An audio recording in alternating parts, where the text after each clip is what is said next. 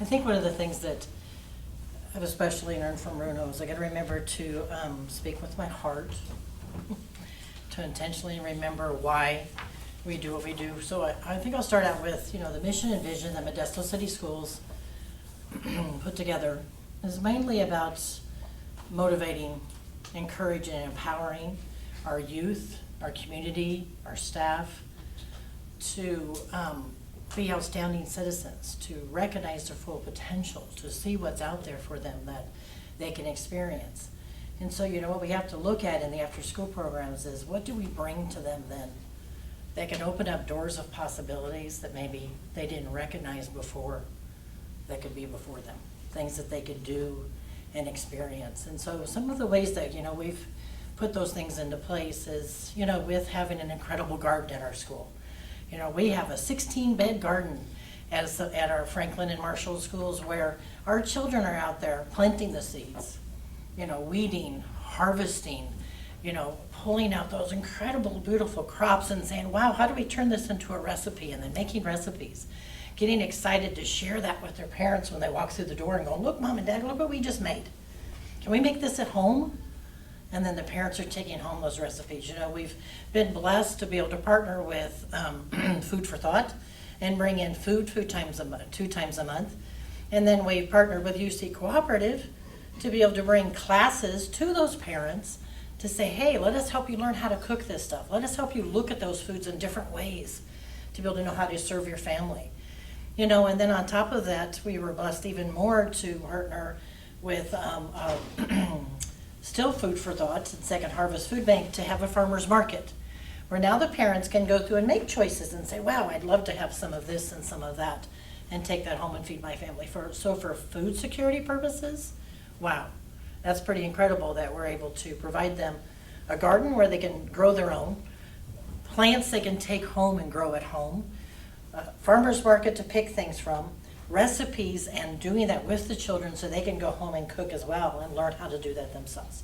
So for me, that's part of that self-sustainability that we talk about. If I'm encouraging and empowering people to figure out how to take care of themselves, I want them to know how to do those things. And then, our other focus was healthy choices and behaviors. So obviously the gardening and the cooking and the healthy eating is part of that. But then there's that physical aspect. So, we were blessed with Soccer for Success this year.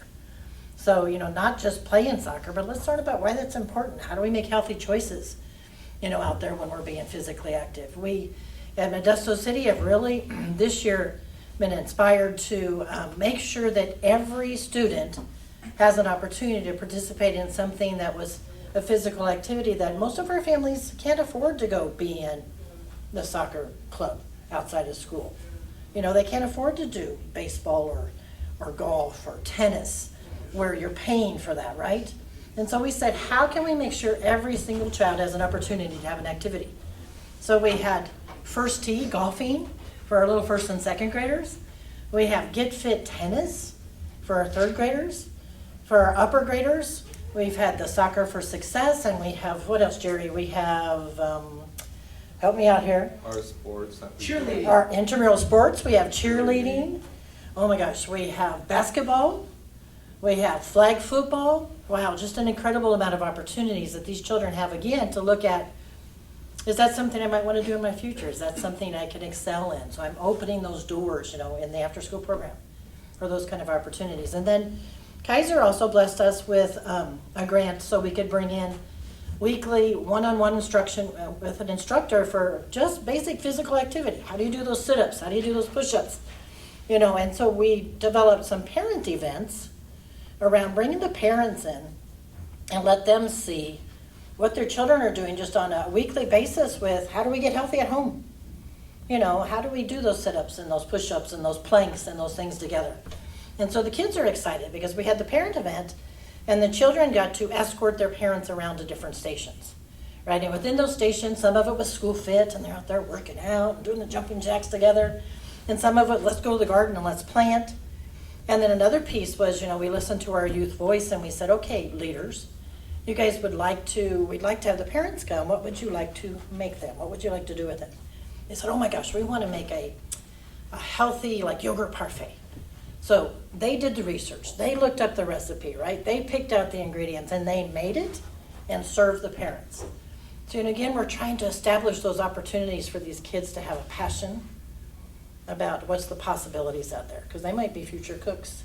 You know, who knows what those children can be in the future. And so to me, that's the heart of after-school program, is opening up those opportunities. How do we motivate them? How do we encourage them? How do we empower them to recognize all they're capable of being?